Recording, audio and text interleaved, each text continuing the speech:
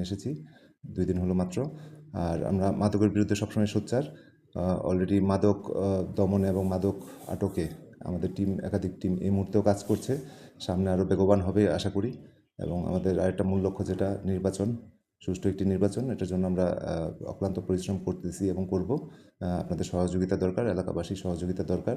আর যে কোনো ক্রাইমের তথ্য আমাদের জানালে আমরা তার তথ্য গোপন রাখবো, প্রয়োজন ক্ষেত্রে তার সেফটিও দিব এবং আমরা সেটার বিরুদ্ধে ব্যবস্থা নিব, অপরাধের তথ্যের বিষয়ে ব্যবস্থা নিব।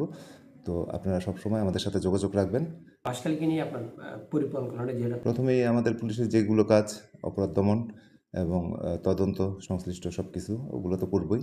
আর বাড়তি হিসেবে পরিকল্পনা আছে বাঁশখালীকে নিয়ে যে বাচ্চাদের কাছে এই আইনের তথ্যগুলো পৌঁছে দেবে, বিশেষ করে যারা একটু বড় 7, 8 বা তার উপরে পড়ে, যারা শিক্ষার্থী আছে, আইন বিষয়ে, তারপর বাল্যবিবাহ, ইভটিজিং, মাদক, অনলাইন জুয়া, এগুলো ব্যাপারে বা সরাসরি জুয়া, যেগুলো অস্থিরতা আছে সমাজে, যেগুলো অপরাধ বিদ্যমান আছে, সেগুলো হ্রাস করার জন্য তাদের সাথে সবসময় আমরা মত বিনিময় করব, আমাদের অভিজ্ঞতা শেয়ার করব। তাদের যে তথ্যগুলো দিলে তাদের উপকার হবে, ভবিষ্যৎ জীবনে সঠিক পথে থাকতে পারবে, ওই চেষ্টা থাকবে আমাদের।